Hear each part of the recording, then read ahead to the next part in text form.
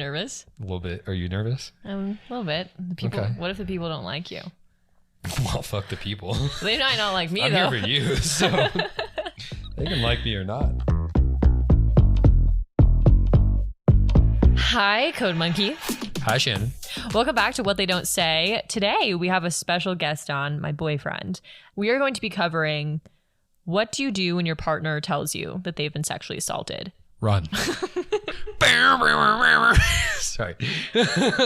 And we have my partner here today. Lauren is on vacation. And so I thought it would be a really interesting conversation to be able to sit down with my boyfriend, with my partner, and they're the same person. I promise it's only you. There's nobody else. I promise. Okay. And be able to sit down with them and, hear their initial thoughts and experiences from the other side of things, from the point of view of, holy shit, my partner just told me they've been raped. How do I handle it? And talk about how that feels for the person having to do the telling. And a lot of other things in between that related to relationships, traumaversaries, etc., etc. Yeehaw. Let's get into it. Everyone, this is my boyfriend. Hi. Code Monkey. I'm the boyfriend Code Monkey. That's his name. His parents gave him that name because they knew that when he was born, he was destined to write code. Actually, I didn't know I was destined to write code until freshman year of college. Uh-huh. Yeah. Everything. Do they want background on me? Do they need background on me? Tell the people something about you so that they'll keep listening to this because we need views. Code Monkey can do a backflip on skis, so I think that makes you cool. I have landed a few backflips on skis, but I probably land as many as I screw up. So it does happen. 50-50. I like to ski. I'm a software developer for a DoD company. Love smart men. For all you nerds out there who haven't quite figured out how to dress yourselves yet, don't worry. You'll be loved in the future. Yeah, because they will pay you enough money to dress yourself. I'm with you. And you will continue to wear a t-shirt and dirty jeans, but you'll get paid like you're wearing suits. So exactly. Who really cares? Fuck. This is so hard. This is the worst part of an interview is talking about yourself. It's okay. Not that this is an interview. Mr. Code Monkey / boy. Is it weird if I call you Code Monkey? Should I just call you by your name? I think it's fine. Okay. Yeah, you can keep doing it. It's more fun. It's kind of snazzy. It feels podcasty. Okay. Yeah. Okay, so Mr. Code Monkey, why are you here? Why are we sitting together and why is Lauren not here? Well, Lauren isn't here because she's a bitch. Not actually. We love Lauren. We love Lauren lots. And she's out celebrating Christmas with her family. How cute. In the California area. Mm-hmm. I don't know if that's too much information. But no, it's okay. It's out there now. Sorry, okay. Lauren. I don't think anyone's really trying to find us. I don't think people that's care fair that enough. much. Yeah, so she's out in California right now. And I happen to be with Shannon. She had the mics in her car. We decided that might as well record an episode about the fact that you've been sexually assaulted and being on the other side of that and, what you can do to make your partner feel loved and accepted and cared for and work around some of the realities of what that means in the bounds of your relationship and what that means with them. You're so cute. Thank you. I think you say the word assault really interestingly. You say assault. Ooh. It's okay. I don't think that's okay. You say assault. I think I say a lot of words weird. Assault or assault? Is that like Coors? Coors. Is that a Colorado thing? No, I think that's... The country boy. I'm from the country. So I've been dating Code Monkey for about 8 months now. Code Monkey knows about all my trauma. He loves to say that... I should stop referring to you as he. You're you. I'm staring at you right now. It's kind of interesting because, you often say like, I know there's a lot of trauma there and it kind of stays hidden. And then I have my moments where you're like, there's the trauma. There it is. We found it. She's really good about, there's not a whole lot of crazy there, but then sometimes she gets talking. Little does he and know. It's not stuff I've necessarily experienced, but there's some crazy in there. It's buried, but it exists. It's there. Yeah. I'm just waiting until we hit a year and then I'm just going to go psycho on you. Well, I'll be deep in the cut by then. So. Yeah. So then you're just trapped. The milk is spilled. Yeah. And sunk costs. Once I've just like handcuffed you to a chair and it's just like, hey, I'm here forever. Hair. Take your credit card. Go buy myself a Ferrari. Hell yeah. Here we are. Any users. So yeah, we've been together for a little bit and every partner that I've been with since being assaulted, I've told them about my assault experience. But I think you're probably one of the first people who has learned a lot more about assault in general through this. Like, I think you're just more curious than my previous partners. Like, also with the podcast and stuff, you know, you listen to it every week. Thank you. Love you. Like I said, we really need views. So, you know, you come up with questions a lot and like things that you just hadn't really thought of, particularly related to assault. And I think it's interesting to hear like somebody else's perspective on it. And obviously I love hearing your perspective because I love you, but I can imagine being on the other side of it and being someone, you know, hearing that their partner has been violated in that way. Like that'd be hard. And I think it'd be scary to kind of like, how do you proceed from there when you're sitting down and you hear, yeah, I've been sexually assaulted from your partner. Like, what do you do next? How are you supposed to feel about it? Okay, so let's kind of rewind back to the night when I told you I'd been sexually assaulted. We weren't actually dating yet, but we were spending copious amounts of time together. We were super just pumped to get to know the other person.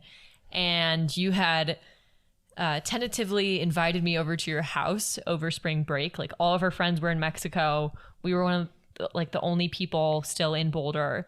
And you said, hey, I know it's a little forward, but do you want to come to my parents' house and spend the night there? They were gone. It wasn't going to be like a weird, meet my parents before we're dating. And, you know, well, we actually had done that though, like right after, because. No, that's true. Okay. Well, I guess it ended up being a weird, meet my parents before we're dating. Any users. So, you know, we had ourselves set up. I had brought some wine. We had gone to the grocery store so that you could cook me a lovely dinner. And after some wine and right before you began to cook me dinner, what did you do? I picked her up to put her on this big island that we have. And I hope you're... she freaked out a little bit. She was clothed, mom and dad, just in case she was clothed. And, but yeah, I picked you up. You freaked out a little bit. Like, did I like wince? Do you remember You just went rigid. I remember you going completely rigid, like in my arms, like your legs were straight. I was trying to grab one to like, you know, kind of put it up around my waist a little bit. And she's weird. What is she doing? But yeah, you're completely rigid. I like pulled my head back a little bit and was like, are you okay? And you weren't really looking at me, I think. You're just like, oh yeah, like I'm fine. It's okay. We're good. I was like, okay. And I carried you over to the counter and I set you down and we just kind of blew past it a little bit. I started cooking, making some food. We started talking about other stuff. And at this point, I had already told Code Monkey about, you know, all of my other traumas. And so I knew that soon I wanted to tell him about being assaulted, but I just wasn't sure when. Because there's not really a right... Little did I know what was coming. The big finale to my traumas. Yeah, there's not really an ideal time. And so I felt like what I did know about when I wanted to tell you is that I wanted it to be a time where there would be a good opportunity to talk about it, that it wasn't just going to be a thing of like, you're dropping me off at my house and I'm like, adios, by the way, I've been assaulted. Any Hoosiers, see you tomorrow. I wanted it to be, you know, there to be a good amount of time carved out to talk about it, for you to ask questions if you needed to. And it's also one of those things of, I hate telling people about all the traumas, but it feels so necessary. And I've talked about it on the pod before, but when you care about someone and you're letting them into your life, it's important to tell them the big things that have happened before them. So this was my moment. It was my shining moment. Yeah, there's definitely, you know, it's not something I think you need to wait for before you're dating. Mm-hmm. You know, it depends on when you're ready, but it can definitely be a good test in a way to let them know everything's going on, what they're getting into, see how they respond. Because if you tell them and they have a bad reaction, then you need to... I don't know how you deal with that. Say goodbye, yeah. Clearly you had a good reaction though, because you're still here. So that's good. So yeah, I went to the bathroom and I came back and Code Monkey's cooking me dinner in his cute little apron. He looks so cute. And I say, fuck it, this is the time. I'm telling him about my assault. Fuck the romantic evening. Let's talk about something horrible, sad, and dark. And so I think I just ripped it. I think, I don't remember exactly what I said, but usually when I tell people, I kind of say, hey, I don't want to make you uncomfortable or make you sad or anything like that. But there is something that you should know because I care about you. And if we're going to keep spending time together and if you're going to keep picking me up, you better know why I start to freak out when you do it. So BT dubs, I have been raped. Yeah. You might have honestly said BT dubs or something like that. Just to let you know, I have been sexually assaulted. it's okay. Like we're totally good. He's in jail now. Like you don't need to stress about it. Yeah, that's almost exactly. Yeah. Yeah. And I just thought that you should know. And then I gave you a few pieces about the story, I think, just kind of how it happened, just a little brief bird's eye view of it. And then I think I just opened the floor to you, just to be like, what do you think? You good? That is. How did you respond? I don't even remember really, except for that it was with kindness and love and care. Yeah. There I was cooking dinner. And I've just received this lovely information. And I think immediately, no one prepares you for that type of moment. But it's something that if you love and care about the other person, you need to be not ready to handle, but open to handle. And I think I was scared. As she's talking about, what happened and what's going on, you have questions about what does that mean for us? What does she want to talk about? How do I make her feel better? How do I make me feel better? What are the next steps? And, in the moment, exactly, I do remember just being, caught by surprise a little bit, unsure how to handle it, a little scared, a little what's next, which are all completely valid and okay reasonings or okay, completely valid feelings to have. So what I'm hearing is that you were more focused on how do I respond correctly to this than let me hear about the details of it? Yes, because for me, knowing people that have been through traumatic events, there's a difference between them being ready to tell you and them being ready to explain what all happened.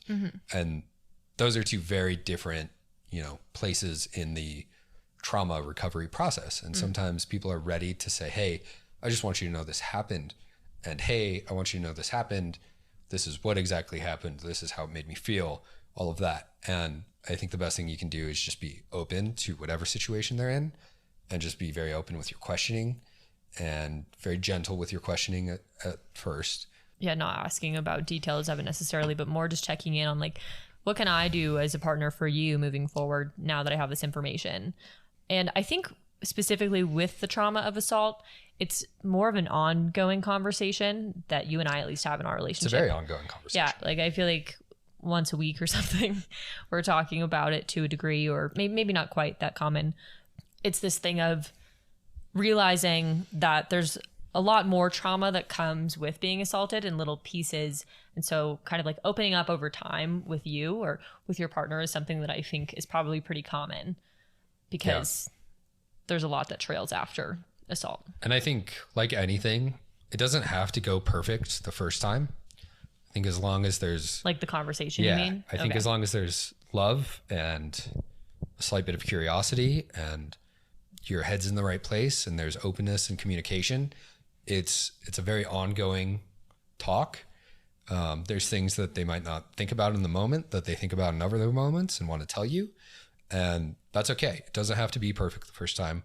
How are you feeling when you told me? What were you scared to see how I would respond? I mean, for you, it had been a while since it had happened and you had told other people before. I wasn't afraid of your response because I had already, put out a few feelers by telling you about my other traumas and you had responded really well. So I wasn't really worried about how you would respond, but I think I get more worried about how it will impact our relationship or how it would at that time. And I don't ever want to be looked at as a delicate little damsel in distress, but I also don't want to be looked at as a really strong, powerful woman. I kind of just feel in the middle there. And so I was more scared about how you might view me after that than I was about how you would respond. And I think that's part of it on my side too. Your immediate thoughts are, what does this mean for our relationship? What does that mean for her? What does it mean for me?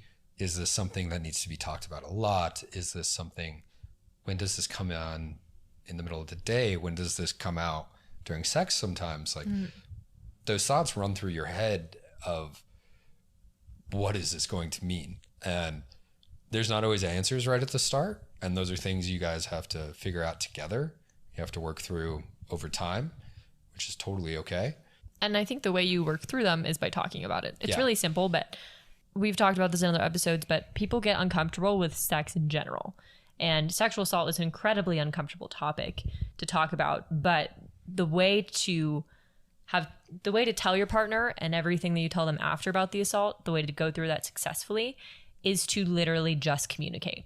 It sounds so simple, but on both ends, you need to be ready for information that isn't soft and squishy and warm, and be able to take that information, hold it lightly and carefully, and respond with love and care. Right. And also, something that I was afraid of was that I was worried that you wouldn't want to like touch me after, or that you would want to touch me, but that's something, yeah.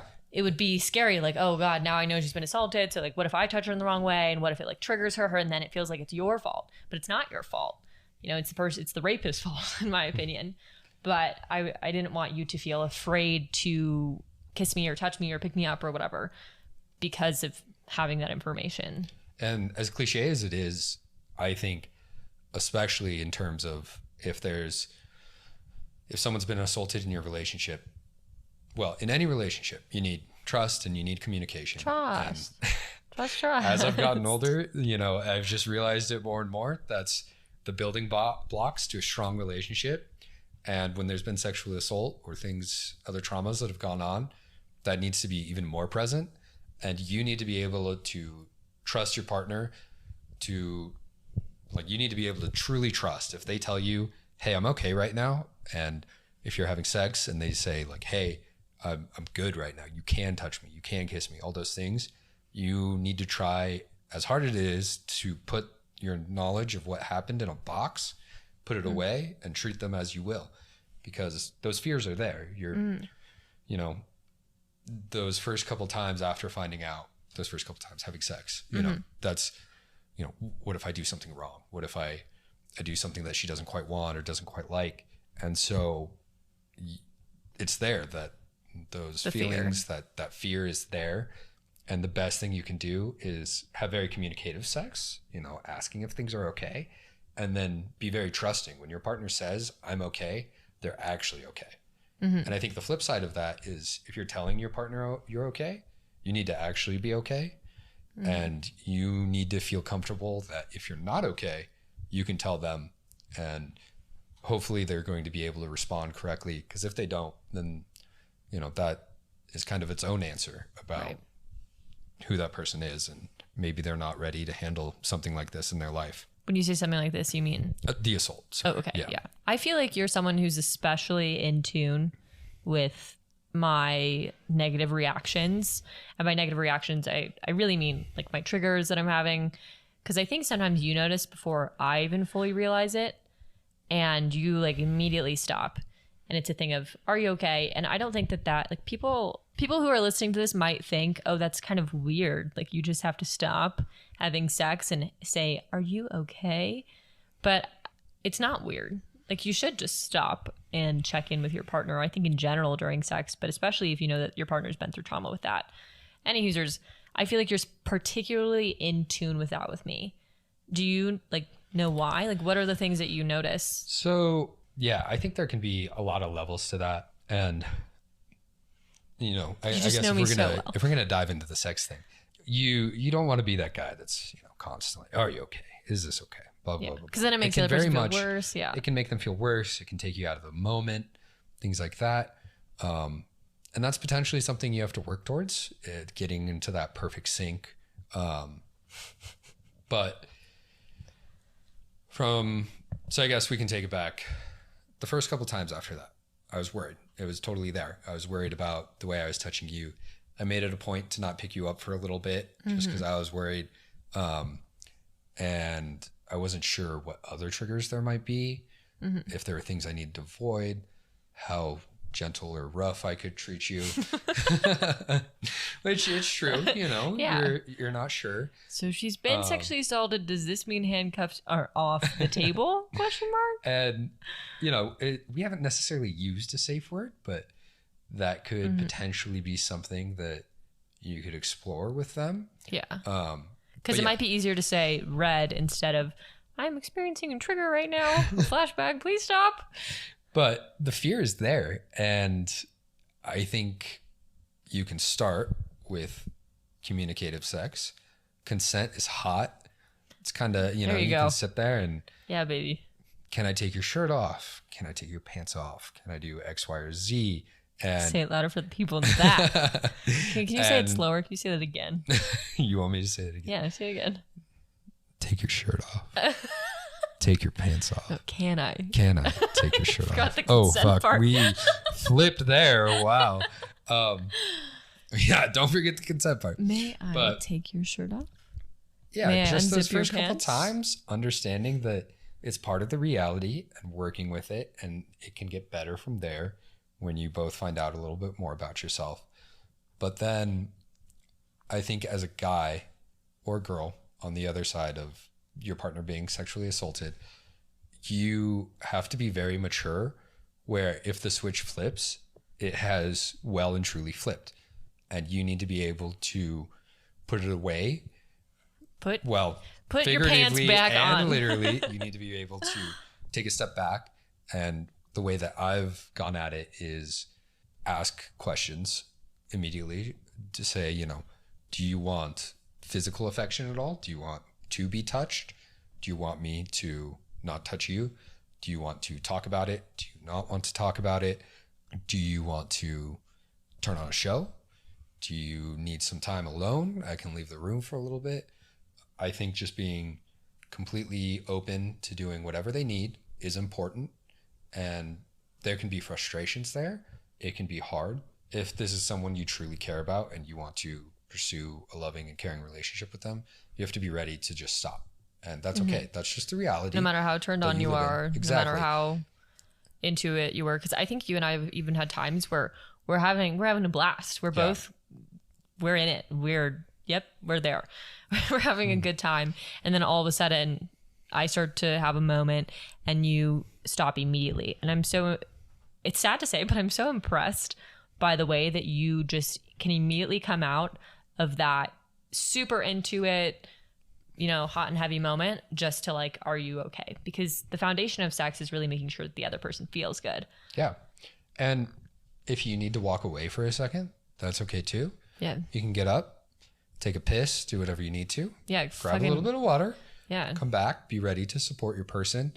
How were you scared the first couple times that we had sex after that? Were you worried if you had to do that, if you had to stop? I think I was actually more concerned for the first time we hooked up. Okay. Well, first time we made love. First time we had sex, I think I was more scared because every time I have sex with somebody new, I get worried that I'll have a flashback or something. And having a flashback with a partner who loves and cares about you is very different than having a flashback with someone that you don't know very well, that you brought home for a good time, and then all of a sudden you're crying in their arms and they're like, yo, we just met. You don't need to be doing this. Please let me go home. So I don't think I was as scared for myself after that. I felt like with you, it took a long time before I really had a bad sex reaction. I think it was. Which I was surprising. So for me, it kind of felt like there was this little monster creeping around, just like, you don't know when you're going to have a flashback during sex. It's coming, it's on the way, but you don't know when it's going to strike.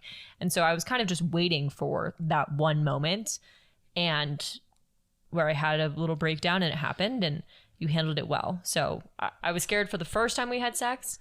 I was scared about how it would impact you more than how it would impact me after I had told you. And I was just kind of waiting and wondering for when I would have a bad moment. When a trigger happens for you, are there thoughts that you have about me? Like, do you get worried about your partner at all and what it might mean to them, what they might think? I get super worried that you'll feel like it's your fault, because it's a very complicated thing to know that we could be having sex and I start having a really bad flashback, which kind of like can be considered kind of like a panic attack almost sometimes. And for you to know, like, it's not your fault, but there is something that you might have done that reminds me of the trauma. And it might not be anything that you've done. It might just be the way your brain works. Brains are weird and there's so much going on in there. So wait, what was your question again? Oh, do I get scared for you? Yeah. Do you feel bad about having to tell me? Do you feel worried about I mean, maybe not now, but right. But at first, I think I did feel bad because, you know, when your partner is stopping and they're realizing that you're having a bad moment and they say, are you okay? Like, do you want to stop? Do you want to keep going? You want to hope that you can keep going. Like I sit there, this happened earlier on in our relationship. I sat there and I thought, like, I want to be able to keep having sex with you. I love you. Like, I'm having so much fun with you, but I'm worried that I won't be able to. And that there is a part of me that was worried that it's ruining a good time. Like, it's ruining a strong physical connecting moment. But I have to realize, like, that's not what's important right now. And I think that's a really mature decision that you have to be able to make, because there's push and pull on both sides. Like I said, if you're the partner that wasn't assaulted, you have to be ready to flip that switch. And if you're the partner that was assaulted, you have to, know your body and your mind. And if something's not working, be able to tell them. Mm-hmm. Because as much as I would love to think that I can tell well most of the time, sometimes I might not. And sometimes signals get crossed and you have to communicate, hey, something is bad right now. Because if it keeps going, it could only get worse and potentially taint, your view of that person. Not on purpose. You'll be ultra worried to have sex again, though. And then there once again is that overarching motif of trust and communication, where both parties have to truly say what they're feeling in the moment and make sure their actions match what they're saying. I think if you're someone who is dating or married or banging or whatever, someone who's been sexually assaulted, I think the best thing you can do for them is, if you start to notice that they're a little bit off during sex or any sort of physical activity, the best thing you can do is stop and just say, hey, are you okay? And just say, like, nod yes or no, or say, hey, do you need a moment? Do we need to do we just need to stop for a moment? Just say, like, nod yes or no. Like, not forcing them to explain everything that they're feeling or going through, or making them make a decision whether to keep going or not. Maybe just saying, like, do you need a moment? Just nod yes or no. Yeah. Sometimes from my side too, I don't think it's happened often, but you haven't been very responsive in those moments. And the best thing you can do is back off. Like, if you're not sure and they're not being super responsive, back off. You can always get back into it later on. But continuing in those moments is most likely going to cause more harm than good ever. Mm-hmm. And so just backing off. Kind of take the decision away, just out of the equation. I don't feel like something's right now, even if you're not ready to talk about it. And, I want to take a second before we make sure you're okay.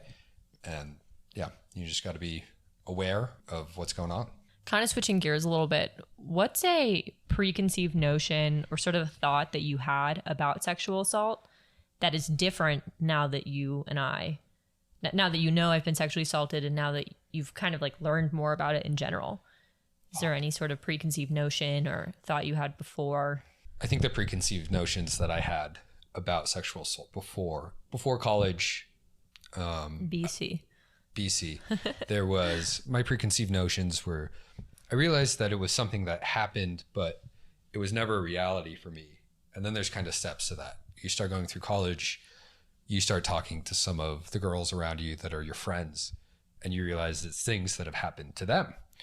And that's kind of the first part, is that it's not just this thing that is out there in the abyss that happens to others, random people at college parties or in bad situations or, in alleys, but that it's something that happens on the daily to multiple people that you're close with. And that's kind of this first part that you just kind of find out, oh shit, it's around, it's reality. Mm-hmm. And then when I got closer with you and Lauren, and I started hearing about both of your stories, just the enormity of this, I don't want to call it a life event because that feels more positive than it is, but the enormity of this tragedy that happened to both of you, and the depth of feeling and the depth of the impact and the long-lasting effects, you just start to see those. And there's been nights where I've sat with both of you and you're just talking about it and the feelings and the horrible reality of it. And you watch Lauren and I go back and forth and back and forth, and we get angry. You guys are sitting there yelling, laughing, all of the things, telling jokes, and I'm just sitting there and my heart is breaking, and there's, a little bit of teary-eyedness knowing that these amazing people that I am friends with and in a relationship with have had to deal with this. And so that was a bit of a preconceived notion, is that you don't think that it's something that's there. And then you find out that it's there. And then you find out the truth of it. The truth being that assault happens, and it's horrible, and it deeply affects the people that it happens to. And it's something that you can get through, and you can wake up the next morning and life has to go on. And it's horrible knowing that they have had to continue to go through life afterwards, but that's that. And I think the point that you're getting at is it happens to people that you know and love, and people that are close within your life, and you think it's this distant thing, but it's actually something that you could be really close to. And it's this thing of, wow, this is actually really bad. You might have realized it was bad before, but it really hits you when you realize it's happened to someone that you love and care about a lot. Yeah. And I mean, a little bit about some of the points we talked about before. Jokes get told about it. There's a drinking game called a Rape Cube that really? You play sometimes. Yeah, we play it? We've played it. I've played it? Yeah, sometimes people call it Grape Cube. What's that? I don't know that game. It's when you lay out the cards in a cube, and then you basically, each person plays high or lower, and you go around in a circle. Why is it called Rape Cube? Because it ends up with one person getting fucked? Because someone gets fucked, basically. Because I didn't know that. Wait, that's horrible. Yeah. Wait, now I feel really bad that I've played it. But, it's just, it's not real. And then it becomes real, and all of a sudden you're like, shit. This isn't funny anymore, Mom. This shit matters, and it's not that funny. And you can't make the people around you necessarily understand that, and they're your friends and you love them, but that shit matters. I think another preconceived notion that I had, there is ways through having a relationship when sexual assault has happened to your partner. Because before that, sometimes, in other relationships, my girlfriend was going out to do something and I wouldn't be there with her. And I was worried, what if something bad happened to her? Or what if something bad happened to her friends? And what would I do? How would our relationship go on? What would things be? And I realized that with you, there's a way through, with communication, with the trust. It's something that you can work through with someone. It's something that you can have a great relationship with them. Sex can still be good. It can be great, and doesn't necessarily have to be soft and gentle and squishy warm all the time, but you can use handcuffs. Exactly. There are with consent and permission. And yeah, exactly. There's way first. Through. There's as horrible of a thing as it is. Life goes on. Mm-hmm. There's ways through. You can be scared of it. From both sides, you can be scared of it, but it's something you can work through with a partner that truly loves you and supports you. Yeah, it's like carrying around a little bag of luggage. Exactly. Everyone's got their luggage. A black bag of luggage, very dark black, the darkest black that exists. Sneaks up on you in the shadows. Yeah. It's it's one of those luggages that follows you around. They make those these days, so you don't actually have to hold it. It's like from Harry Potter, the little book, the monster book. Yeah, the monster book of monsters. You try to open it and it just... And as scary as it is, I don't think you should be scared to get into it with your partner, because you can work through it. How about we talk about things that... Are we mad? Why do we love you? Gone poorly either with me or with other people when you've told them. Oh, you're perfect. Oh, I don't have anything bad to say about you, baby. Okay. Genuinely though, I don't think you've handled anything related to my sexual assault and me telling you and all of the stuff that came after it. I don't think you've ever done something that's made me uncomfortable, said anything that I don't like or that I disagree with related to it. Truly, genuinely, I can't think of a time. With other partners, though, particularly one of my last partners before you, I felt like whenever I was having a moment during sex and it was pretty obvious, he would stop and he'd say, are you okay? And I would say, not really. I'm not really sure if I want to keep going.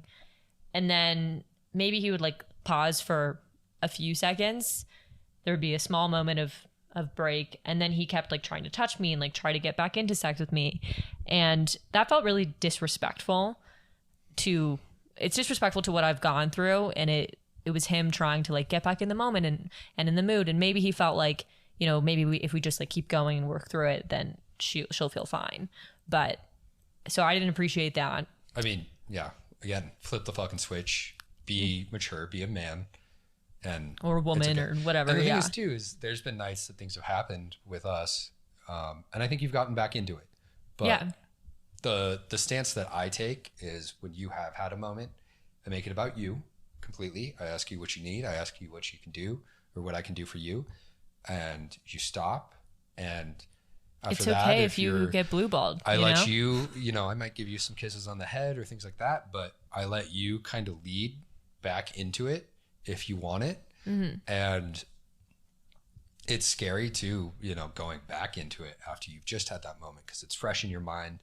I think for you, maybe you worry it'll happen again. Mm-hmm. For me, I worry that it'll happen again, but I just kind of let you lead back into those moments. Right. And I think that's one of the better stances that you can take. Yeah. If I want to keep going, then I'll let you know. But if I don't do anything, then this is a kaputs for the evening. And that's okay. If you are thinking you're in it for the long haul with someone, there's going to be more times. There's going to be more stuff. And just because you're not having sex, there's plenty of other quality time that you can have in those moments. So I didn't like that from one of my previous partners. This is more of I had a friend one time, not a partner, but there was something that happened at Boulder where someone had been gang raped at a fraternity, and I was outside on my patio talking to my mom. I was updating her on like the court case or something like that, and one of my neighbors across the street yelled at me, and he goes, "Shannon, why aren't you getting raped at Pike right now?"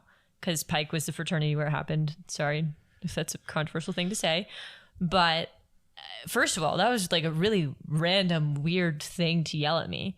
And it really, there was so many things about the situation that pissed me off. One, you just don't say that. That's a weird thing to say. That's really rude. Two, I was literally updating my mom about the court case, so I was already having a bad day. Three, I had been at the party where the girl was getting raped at. And so that's a hard thing in itself. And then later that day, I'd gone over to their house, and I was like, hey, that's really not cool. That's fucked up for you to say that to me. I'm in the middle of a court case right now. What the fuck? And three of the guys got behind the one guy that had said that to me, and they were like supporting him and like making fun of me. And they're like, Shannon, it's not that deep. It's just a joke. It's just a joke. And I make light of this situation a lot. Occasionally I make a rape joke, usually traditionally related to things with me, but it's a whole other ball game when you're supposed to be a friend and you pull that shit out and then you double down on it multiple times and people back you up. So I didn't like that one either. I mean, that's complicated. It's hard when someone seems to be good with it and making jokes and things like that.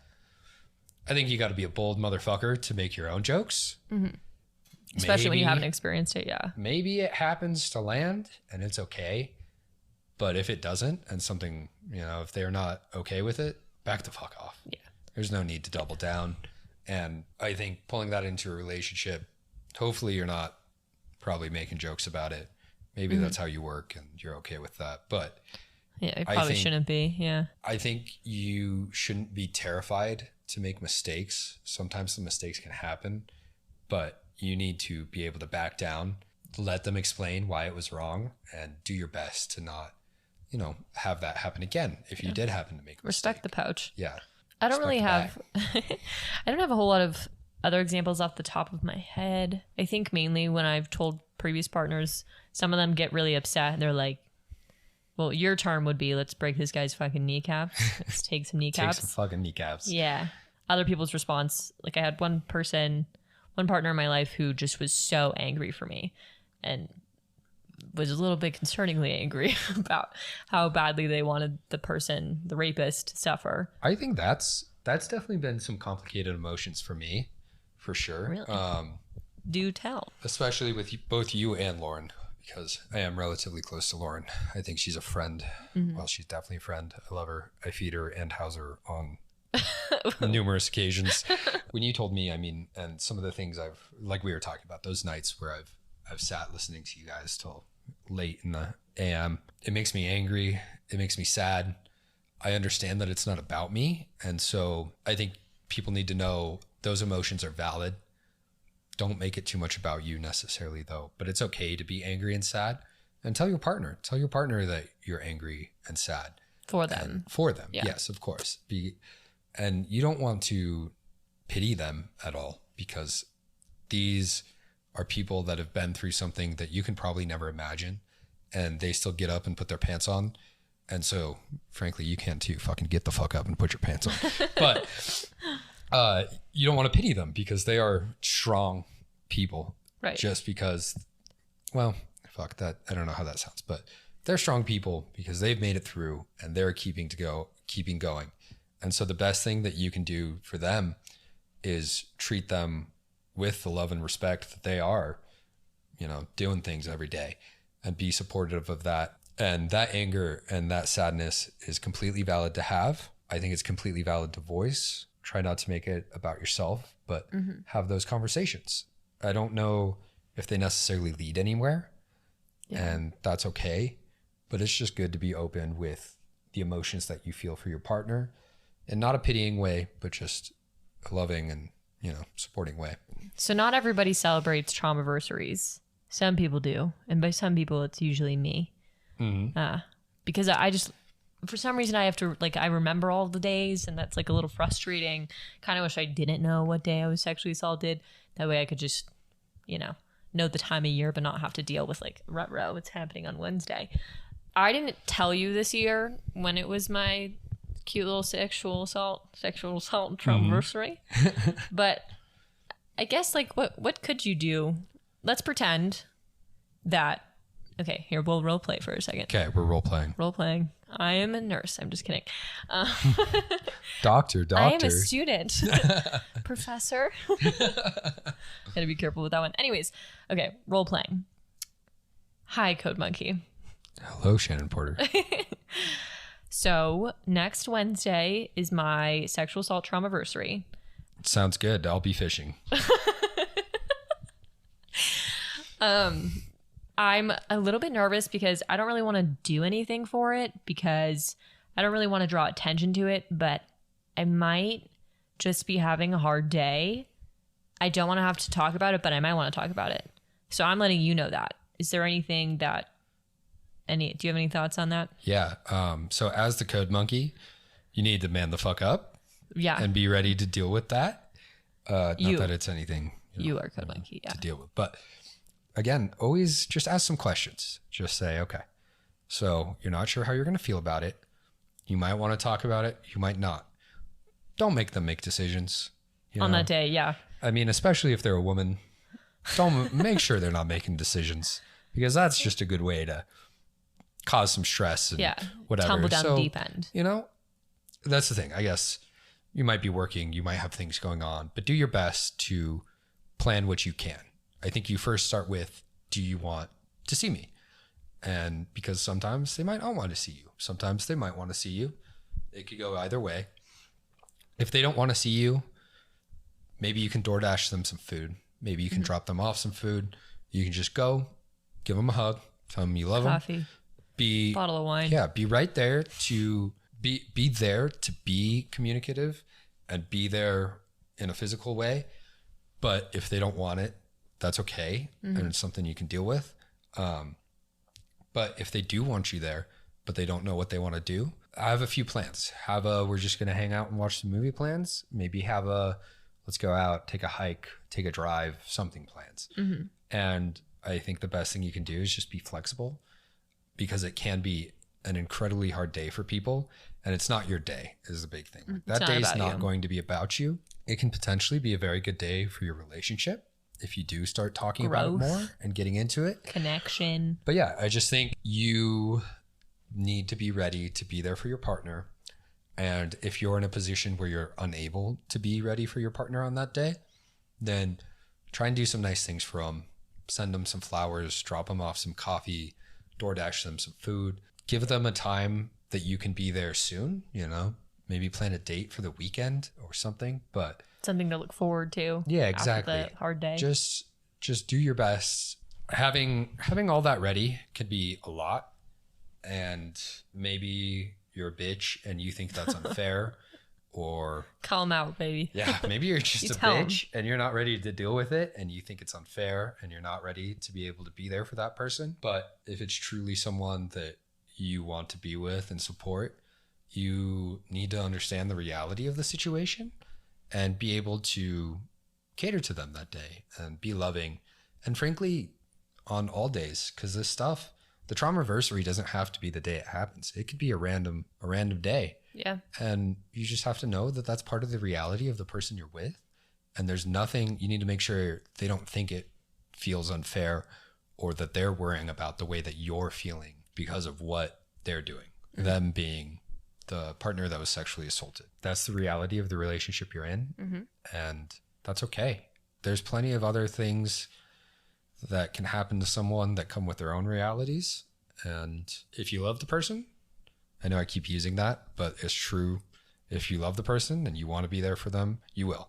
Mm-hmm. You make time for the people that are important to you, and that's the best that you can do for them. If you're an adult in a relationship. But if you're a child, then, well, grow up. In terms of the whole traumaversary thing, will they tell you, won't they tell you, what's going to happen, things like that. My previous partner was someone who had had a friend close to them die a couple years ago. And for them, the traumaversary was still raw. It was still there. It really affected them. And they told me about the day, and it was kind of like, if you're any Gilmore Girl watchers out there, Luke's dark day for them. They didn't want to talk to anyone. They didn't want to see anyone. And I didn't know how to handle that at the time. Frankly, I don't think I was quite mature enough to handle some of that stuff at the time. Mm-hmm. I don't think anything necessarily changed where I learned how to handle that. It just happened to be different with Shannon now. But Shannon, on the other hand, I didn't know that it was the traumaversary until I was listening to that week's podcast episode. Surprise, and I was Shotty. like, hey, dude, what the fuck? Why didn't we talk about that? I am such a do as I say, not as I do. I think we went out that night. I think I saw her that night. I don't remember exactly what happened that night but I definitely think that we hung out. Mm-hmm. Or we hung out either the night before or after. And it was like a week before I found out. And that's okay. It doesn't have to be this huge, big thing. And I think in that, the way I handled that in the situation, when I did find out, I thought about texting her, but I was like, yeah, she already didn't talk to me about it, which is okay. And so I think I saw you later that day or maybe the next day. Mm-hmm. And I was just like, hey, I heard that that this happened, and why didn't we talk about it? And you said that this year it was actually semi-okay. Yeah. And that you didn't feel like it was pertinent at the time. And then I asked, is there something you want to talk about? Were there any feelings that went on? Is there anything you need or want from me? And I don't know if there particularly was. And that's okay. Yeah. Once again, just be flexible, be there. Be loving, be caring. We're in the part of our relationship where I feel somewhat comfortable pushing for some things because I think I know. For information, you mean? Yeah, for pushing for information, not pushing for sex, but pushing for information. And I don't know if we needed that qualifier. I felt like we needed to just clarify. Yeah, just say, I feel somewhat comfortable pushing for information because I think I know when you truly don't want things. Right. And so I feel a little more comfortable maybe doubling down just in case and asking if you're sure. And maybe you're not there yet with your person, and that's okay. My whole point to this was that I trusted you to let you know if you needed me. To let you know. Yeah, I trusted Shannon to let me know if she needed something. Right. And she didn't. Had I known that it was the day, I probably would have maybe brought some flowers, maybe. I was also recording that day though. Yeah, try to bring some food, try to be just a little more present. Mm-hmm. I didn't have the opportunity to do that. And maybe that's okay, because who knows, maybe if I had shown up with flowers or something like that, I would have cried. It would have spiraled. Yeah. I don't know what the right answer is there necessarily, but it ended up okay. The point is that you would have been there to support me if you would have known. Yeah. And I think you, as a partner of somebody who's been through this, if you know the traumaversary day, put in your calendar, link. Oh.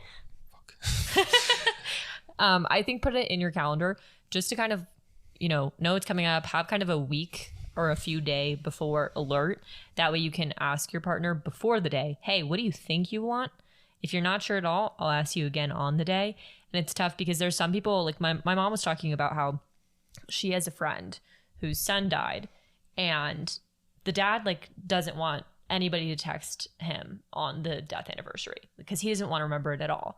And so there's some people who might have zero interest in any sort of recognition of that doomsday, Luke, bad day, dark day, whatever you want to call it, traumaversary. And so you just need to ask, like, hey, what do you think you're going to want? Do you want anything, like, or how do you think you will feel? How have you felt in the past? And then you go from there. And something else that I would think of is if, we've all had bad days. You've had bad days. You're a person. Sometimes I think you're just a perfect little robot, but no, you're a person too. And think about on those bad days, how nice it was to have somebody like cook you dinner. Like they might not even have realized that you were having a bad day or anything like that. But just having somebody to be there if needed and knowing that someone is there if you do need to call on them is so relieving when you're having a hard day. And so it's this idea of, putting yourself in their shoes, but you might not be able to because you don't understand the intense emotions that come with this, but just recognizing that you've had a bad day and it's really nice when someone's there for you. And so that's what you should give them on their traumaversary day. Yeah. So there are those ranges of how the day might look. You don't need to walk on eggshells. These are strong people, as we've talked about. But they might be weak too. Earlier. Strong people, it's okay to be weak. If you need something, ask. And if your partner is a good one, they'll respond correctly. Mm-hmm. As a partner, do what you can to anticipate the needs. I think anticipation that's something we haven't quite you're really talked about. good at anticipating needs. That kind of circles back a little bit with some of the sex stuff too. It's just, if you start to feel like there might be something wrong, anticipating that. It doesn't come at the start. It comes as you get to know people, your partner more. Do your best to anticipate their needs on that day. Try not to be the trigger. Try not to do your best not to ask details if they about asked the event for support on that day. You can always just kind of start talking with them. If they want to get into it, they'll get into it. How are you doing today? Yeah, I love you. Anything you want to talk to me about? Exactly. And oh, yeah, I actually already ordered us dinner. Yes, from your favorite Chinese place. I know. Way. Yeah. I was feeling today like I might want to order you some food because I love you. Yeah. What's this thing that's making my backpack heavy? A bottle of Cabernet Sauvignon. Oh my God. Wow. Exactly. Holy cow. What was littering itself all over my car? This bouquet Rose of flowers. petals? Just for you. It's a hard thing to work around, and you might fuck up, and that's okay. That is okay. If someone does fuck up, just talk about it. Yeah. And or if they're emotionally like, if they're attacking you, if your partner's like being really rash or something on a random day, there's a chance that day actually means something to them, or there's a chance that day is bringing up some dark times. It's not you, it's them and the trauma they've experienced. I feel like in our culture, it's really shoved down our throats of you just need to communicate, you need to talk to your friends and your partner. It took me so long to understand what that truly means. Yeah, and talk to your therapist and whatever, but like there's a reason that it's a cliche of just talk to them, just talk to them. I really thought that I was good at communication before meeting Shannon, and I think I was good, but there are things now that she has this wild way of, I'll kind of be struggling with something a little bit in terms of our relationship, or not sure how to bring it up, or it feels awkward, or there's times where there's something swimming around a little bit in the back of my head and I'm a terrible STEM engineer asshole that doesn't know how to talk about things sometimes. Yeah. And so I thought I was good at communication, but Shannon just has this way of bringing up those things that I didn't even quite feel like I was comfortable talking about. Thank you. And she's really shown me what true open communication is. So we don't really have time to get into what is good communication, but the point is it sounds cheesy to communicate and have trust with your partner. But if you don't feel like you can have a hard conversation with your partner because you're scared that they won't respond well because they've responded poorly in the past or things like that, then there's a chance that you and your partner need to check yourselves on the way you communicate and how you go about difficult conversations. And you might be missing some trust there. Like, it's important to just like get deep with your partner. And I'm not talking about their cock inside of you. I'm talking about conversations that are actually worth something. And I've said it before, and it's one of my favorite sayings. I don't know where I got it, but it really is a luxury to be close to someone's vulnerability. Yes. Like, it is such a gift to hear about the struggles that people in your life have gone through, especially your partner.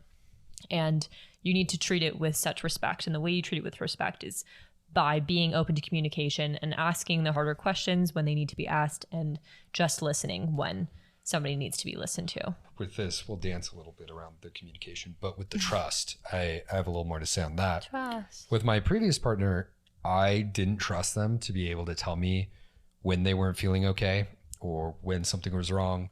I'd ask, "Are you okay?" And they hit me with the fine bullshit, or move the knees away in the car.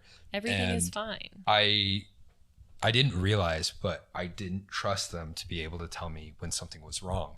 And that's something that's hugely important when it comes to your partner being sexually assaulted.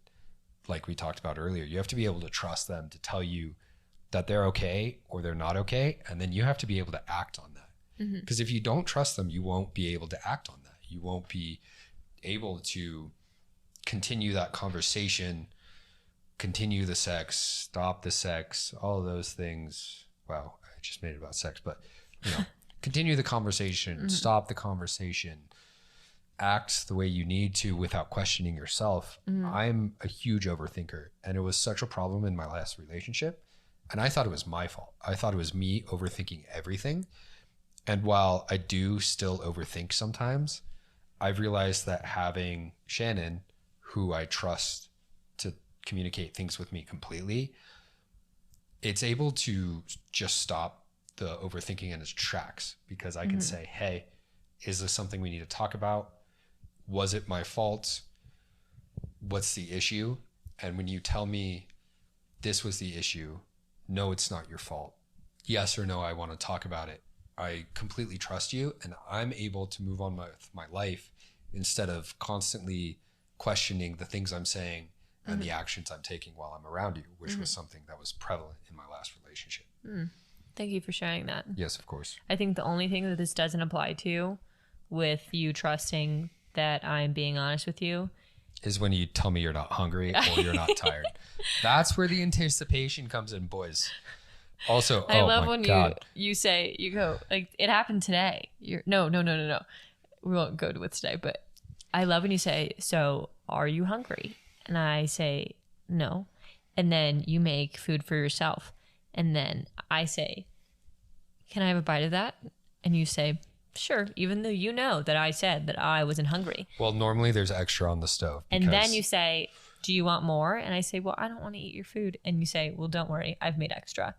Because that's you anticipating. Exactly. Because I do tell you sometimes when I'm hungry. There is a milkshake incident. Oh. There's a few things. So. I don't drink milkshakes, okay? No, she doesn't. I'm not a sweet gal. Well, I'm so sweet. But I don't eat sweets. I don't really like sweets that much. But there was a time where... Shout out Steak and Shake milkshakes. Oh my God, so I love good. them. When I was in high school at my first job, on the way home, it was a restaurant job, and I'd get off at like midnight or 1 sometimes, and I'd be coming home. Steak and Shake was the one thing that was open on my way home. I would get myself a double. Dirty, nasty. Yeah, they're just a double steak burger and then a Kit Kat milkshake, and it tasted good. It felt good. Felt good. Smelled good. Kind of worked its way into like this. Looked good. Those things that become larger than life in your mind because they're associated with the fact that you just got off of work. You're going to go home, chill out. You're going to sit in your bed and just drop some of that burger grease onto your chest while you're watching some show. I had gotten myself a milkshake and Shannon had not. Well, because I thought, surely I don't need a milkshake. I just don't need it. I'm not going to, there's no way this milkshake can be very good. Like, it's just a milkshake. And then I got my paws. She proceeded to drink half of the milkshake. No. And I was upset. I was angry. I was terrified. Wait, what's the song? At first I was afraid. I was petrified. Yeah. Well, That the didn't problem, quite. we were playing games and your Yeah. milkshake was right next to me and I said, can I have a sip? And you said, sure, because everything that you get, it means that I get at least one bite or sip of. It's a part of our relationship. It's actually in our contract Yeah. that he signed early on. Anyways, and the milkshake was next to me. I said, can I have a sip? You say, uh-huh. And then I took a sip and I said, Shannon, that's good. I said, yes, Self, very good.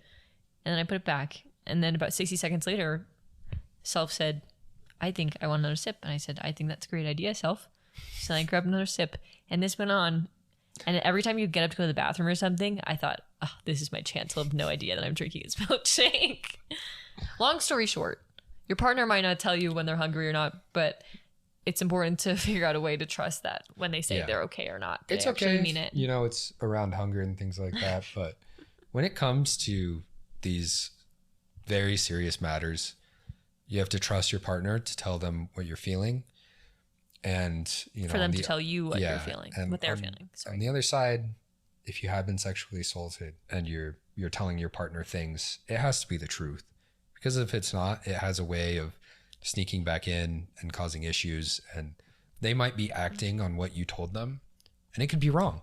Mm-hmm. And maybe you were wrong. And I think the best thing you can do in that moment is say, hey, I really thought I wanted this. I don't. Or I didn't want this, but I do, or I don't. And that could be if you're talking about something, not talking about something. If it's physical, there's no wrong answers or wrong ways to go about it, but communicate it when you're feeling it. Trust the person to communicate it when you're feeling it, and things can go well. You are not a burden for telling your partner that you need something. I think that's a good thing. Or that you don't need something. It is, you are not putting a weight on their shoulder. Being in a relationship, you are choosing to like be with someone. You're a unit. You're working together to make each other's lives better, to build each other up, to be there when they're having a bad day. You are not a burden if you need something from your partner on a bad day, or if you don't need something. The best thing you can do, because I know for me, I just want to be there and useful and knowing I'm doing the right thing. And I can't do that if you're not telling me what that is. Mm-hmm. And all I can do is sit there and run around in my mind. What does she want? Am I doing right? Am I doing wrong? And so I think that's a really big thing for the person on the other side. Yeah, you're not being a burden. You're being, what are you being? Helpful. You're being helpful. You're helping me know how to act and what to do. Right. Because I've never been here before. I don't know what's right or wrong in the moment. We are not in Kansas anymore. Too. Yeah. And maybe, wow, there's a lot of stuff here. But fuck. Shit. Bitch. Get really rich. Okay. You're so pretty. You're so pretty. I love you. I love you. Or are you just saying that because you don't remember what you were going to say? Yeah, dog. I'm fucking... I think I got it. Give me a second. Okay. Oh, it's not a burden. That's the thing. You might not be able to make... You might not know the more complex answer to what exactly you want or what exactly you need in a moment. Mm-hmm. Providing data points is great, especially for the way my mind works. Let's put this into computer language. I mean, the a best... 0 equals this. A 1 equals that. If statement. Do you make if statements? Sorry. I do make if statements. If you can just give the person context and say, hey, what would you say? You're saying data points. So it's, I actually was going to talk about this. Okay. This was my thought. Yeah. So we're on the same wavelength. That's cool. You might not be able to give them the exact information that they need to help you on that day, but if you can just say, I'm hungry. Okay, great. You can go pick something out for them. Like you were saying, just saying, I'm hungry. I don't know what I want. That's a data point. And then maybe an easy question to ask on the other side is there anything you don't want? And if they don't give you anything, cool. Free reign. Go and do something. Yeah. Don't second guess yourself. Don't worry about it. Don't go, well, just take that data point. That is, they're hungry. They don't know what they want. You're going to go, maybe try and use some of the things they normally like. Grab something. Mm-hmm. Maybe you're wrong and you fucked up. That's okay. That was their fault. Blame them. But, as the person on the other side, don't get too upset and say, actually, I realized that I didn't want that. Mm-hmm. And then that becomes a little more complicated. complicated. Then you leave the house again and you go buy more food. You vendor request them on a better day. Yeah, just those data points of, there might not be words for it, but hey, I'm feeling weird right now. It's not you. That's a good data point to give. If it is not the person, giving definitely the data point of it's not you. I'm feeling weird. I don't know if I want to talk about it. I don't know if I don't want to talk about it.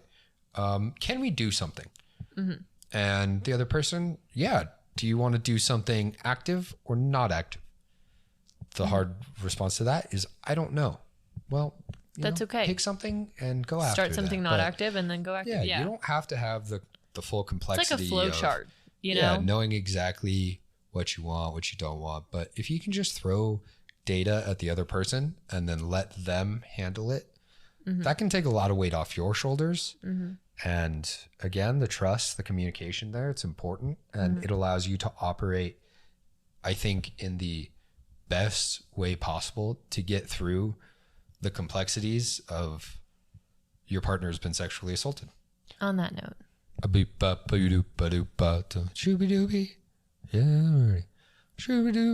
The first time that I truly fucked up, it didn't have to do with sexual assault.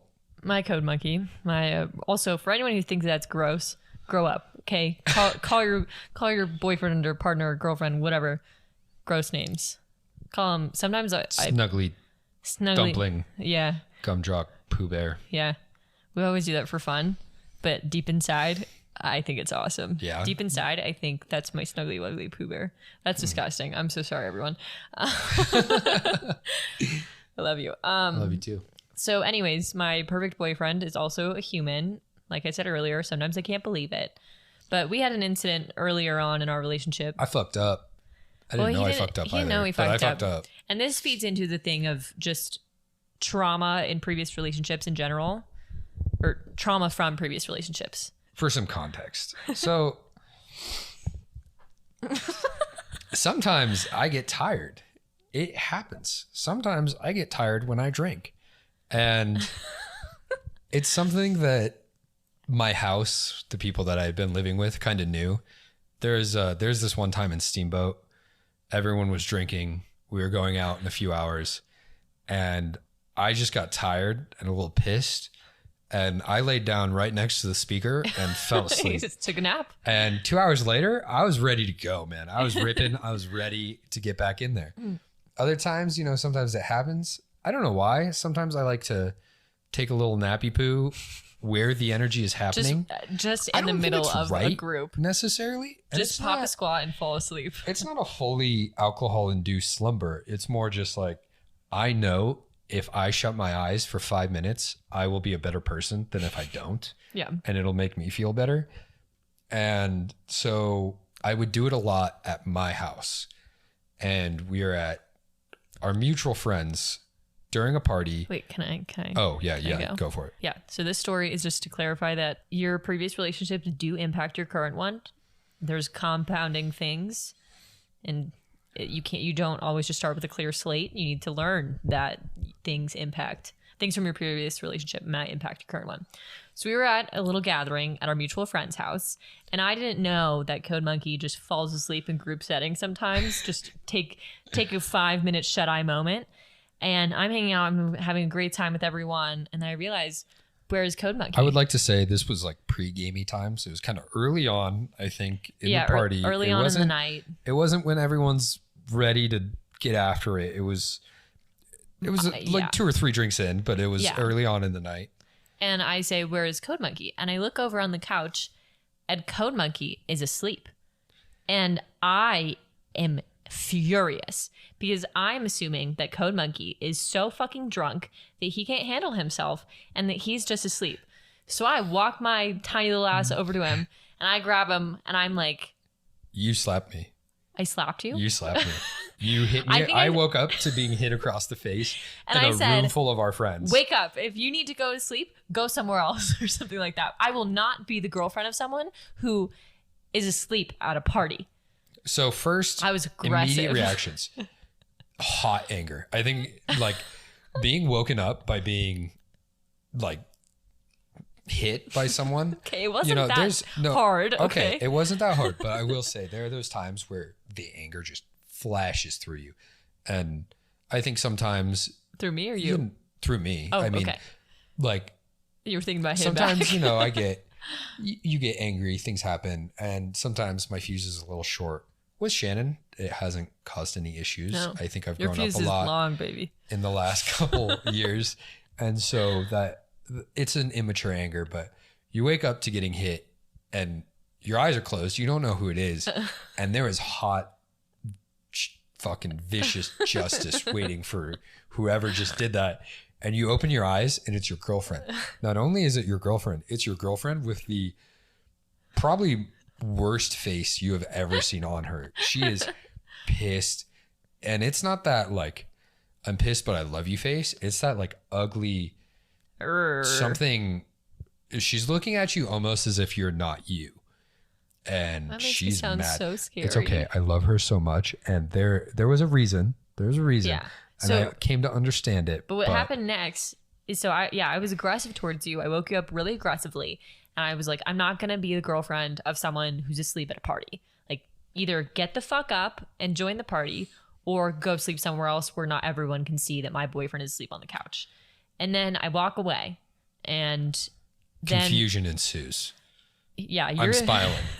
I don't know what's going on. But you know what Code Monkey decides to do in that moment? He decides to go back to sleep. Did I actually? Yes. I Code don't Monkey know. goes back to sleep. Yes, I know you did. Because I look over a few minutes later and I'm still pissed because you're back asleep. And I go over there and I say it again. I'm like, I refuse to be the girlfriend of someone who's asleep at a party. Like, go home, go into somebody else's room. Do not be asleep here. This is embarrassing for me. And then you got up and you looked really disheveled. I was upset that I was so angry, but I was furious.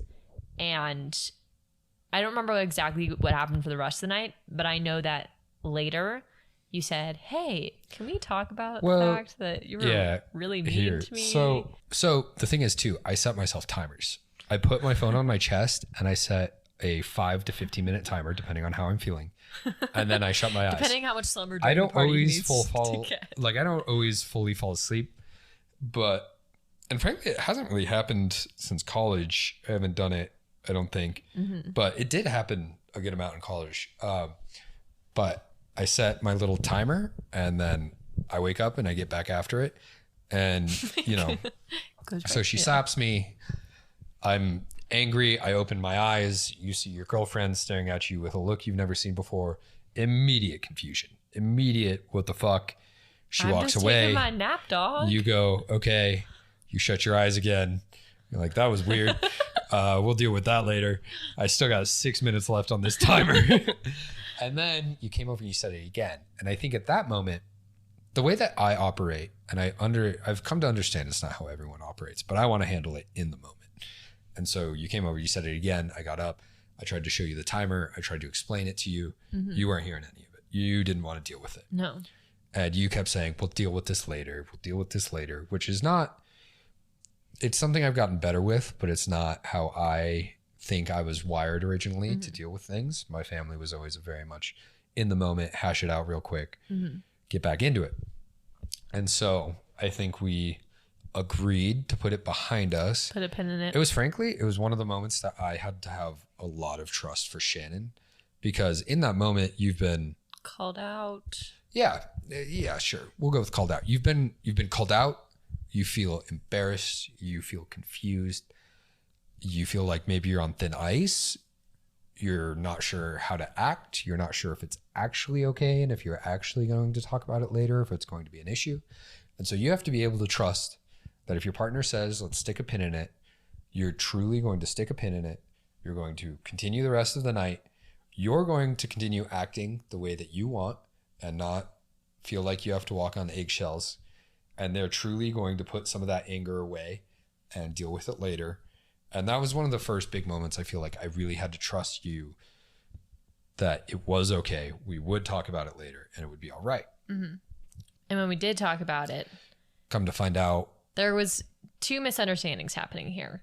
The first one was that I didn't know that this was a normal thing for Code Monkey to just take naps at parties, because honestly. It's a little weird. It's whack. I know. And I think it's like I could never just lay down a group of people on the couch and just These snore were for all 10 very minutes. close friends. I knew all these this people wasn't like by a random name. people This was party. the pregame. This was like a very, it wasn't just a rando's house. Yeah. I felt comfortable enough to go to sleep. To shut my eyes on the couch for a second. So that was the first misunderstanding. That was the part that I didn't understand. The part that you didn't understand, or the miscommunication there, because we hadn't really talked about it, was that my ex-boyfriend would get so drunk and just be blacked out on the couch at random people's houses or at people's, just fucking actually anywhere. He would just be blacked out, sometimes asleep, a lot of the times asleep. And everybody knew that he was so drunk that he was asleep because of it. And I was always that girlfriend of the person who was blacked out. And I hated being that person. That's embarrassing. It's so embarrassing knowing that like my boyfriend couldn't keep his shit together and that he has a drinking problem and everybody knew it and they just watched it unfold in front of them. Like there was even a time where he was so drunk, someone sat on him and he just threw up over himself. Like that's so embarrassing. So in that moment, when I saw you asleep, I thought, holy shit, here I am again. My boyfriend doesn't know how to handle his liquor and he is blacked out in front of all of my friends. And I am yet again the girlfriend of someone who blacks out and falls asleep in public places. Meanwhile, I'm just counting sheep. Yeah, he's just actually listening to our boys up on the DJ, on the stakes, the week behind me, chilling out. And so when we had that conversation, I had to apologize and say, I'm so sorry. I didn't know this was your thing. I'm so sorry for getting so upset at you. You should know where I'm coming from. That doesn't make my actions okay. I should have asked you, hey, are you good? Why are you asleep over there? Instead of just assuming that something else was going on. Yeah. And I had to apologize because, it is a little weird. And I mean, I knew the people's house that we were in well enough. I probably could have gone and crashed on one of their beds for 5 minutes. Shannon's house was 2 minutes away. I could have walked over there, had my little nappy poo, and came back without anyone probably noticing that I had left. It was definitely not the right decision for me to take. But again, I fucked up. I didn't realize I was fucking up. We were able to put a pin in it. There was a lot of trust there, a lot of communication, and it ended up all right. Yeah. And now I know. You can fuck up sometimes. Yeah. And it was just a conversation of like, this made me uncomfortable because this is something that happened in my previous relationship. And I think that was a good example of open communication and how it started out poorly. And now she only hits me when I ask for it. Anyways, yeah, that was a good example of how, sometimes communication doesn't start out great, but then you have an open conversation. There is that trust that you will talk about it. You do make an effort to talk about it later and everything ends up okay. Yeah. And we never have problems because we are perfect. Perfect. I'm just kidding. I really am actually not. Like, I really am just kidding, everyone. We're people too. Thank you so much for being here. Thank you for having me. This was excellent. I hope you guys enjoyed this episode with our guest Code Monkey. If you have any comments, questions, concerns, thoughts, whatever. Stories nudes, of you slapping your boyfriend awake on the couch. I'm sorry. I love you. I love you too. It's okay. Send us an email at whattheydon'tsay@gmail.com. Anything else you want to add? Communicate. Trust. It's scary. There's no playbook. Call an audible. Get after it. Yeah. If it's meant to be, it'll be. And if it's not, get the fuck out. Yeah. Don't waste your time. Run. Yeah. I hope you guys all have a fantastic rest of your week. We love you. Do you want to? Yeah. Do I need to go? Do you love them? Did I go again? Oh, I love them. Sorry. All right, let's try again. I hope you guys all have a great rest of your week. Thank you so much for listening. I love you. We love you. Oh, good. Yeah. We'll catch you on the flip side and cheers. Cheers. Wait. Do it again. We'll catch you on the flip side and cheers. Cheers.